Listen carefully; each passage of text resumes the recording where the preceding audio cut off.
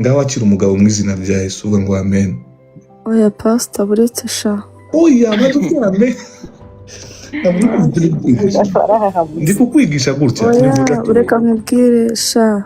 Umva waze ngufasha. Umva gatoya. Tega amatwi.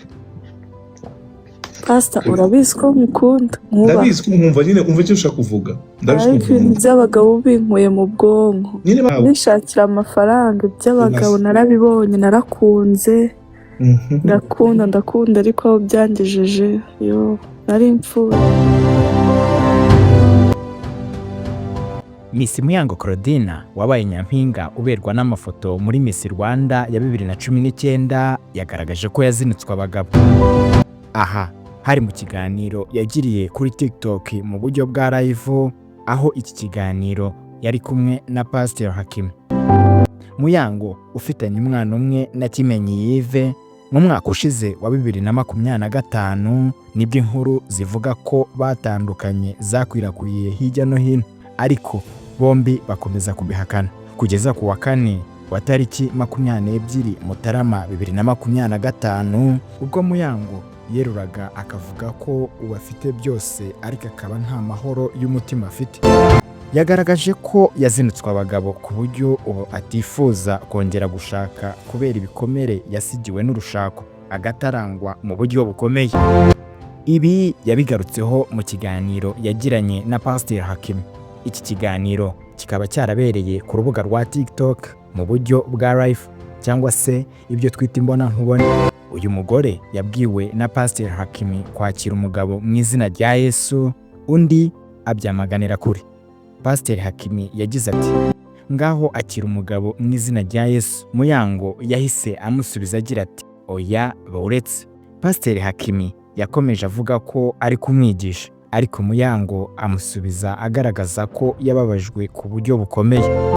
Ati eka nkubwire Pastor, urabizi ko ngukunda, ariko ibintu by'abagabo ubu binkuye mu bwonko. Ndishakira amafaranga, iby'abagabo narabibonye, narakunze ndakunda, ariko aho byangejeje nari mfuye. Yakomeje agira ati ariko nukubona umuntu agenda, nukuri nari mfuye. Muyango w'umusazi bakabona umugabo witonda. Muyango yarananiranye, Muyango yakoze ibi, ariko sha uwababwira, uwabereka agahinda, kandi noneho umugabo aje hano nta kibi yavuga. Ariko zahabyemera. So ntabwo ariko none ahangaha ntabwo akeneye umugabo, akeneye gukira. Ariko ntibibujije ko Imana ibimubwira. Reka nabimubwire niba kubwiye ngo Imana ngiye kuguha umugabo byemere, kuko muri future umaze gukira umutima, muri future yawe uzamubona umaze kumera neza. Haleluya. Kuko Imana nayo ntabwo ari umusazi kugira iguha umugabo nona, kuko irabizi ko utabishobora, ariko irakubwira ati mwana wanjye nzongera nkubakire neza muri future. Sibyo? So ntukabyamagane, ngaho akira umugabo mu izina rya Yesu uvuga ngo amen. Oya pastor buretse sha. Oya badukame. Ndi kukwigisha gutya. Oya ureka nkubwire sha. Umva waze ngufasha. Umva gatoya. Tega amatwi. Pastor urabizi ko mukunda. Ndabizi ko mwumva nyine umva icyo ushaka kuvuga. Ndabizi ko by'abagabo binkuye mu bwonko. Nyine bazo ubyumve nyine. None ahantu ukeneye umugabo, sibyo? None ukeneye healing.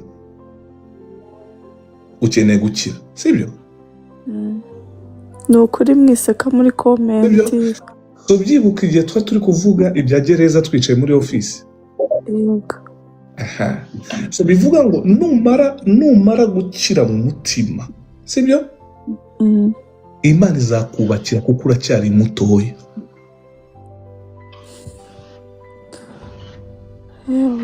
Ariko nonaha Imana iguhe kashi. Ahubwo ibyo ngibyo mena. Urwaye n'umwana wanjye bita Gloria. Mfite undi mwana muri Canada urwaye cyane nkawe. Nishakira amafaranga by'abagabo narabibonye narakunze.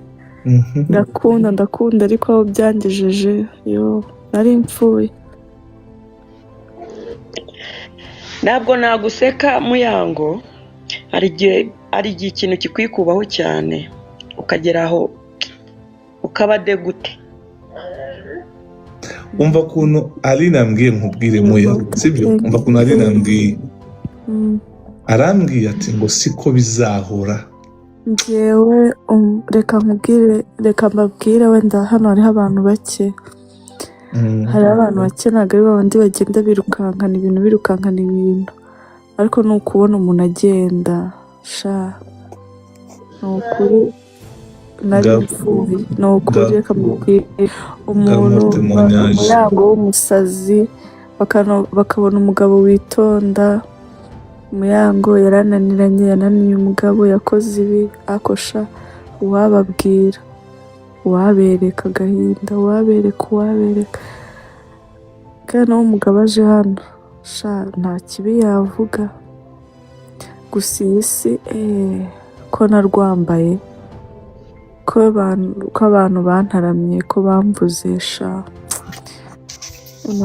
ntabwo byari ngombwa kuko ngiye nkunda kwigumanira ibintu byanjye muyango w'ikirara muyango wananiranye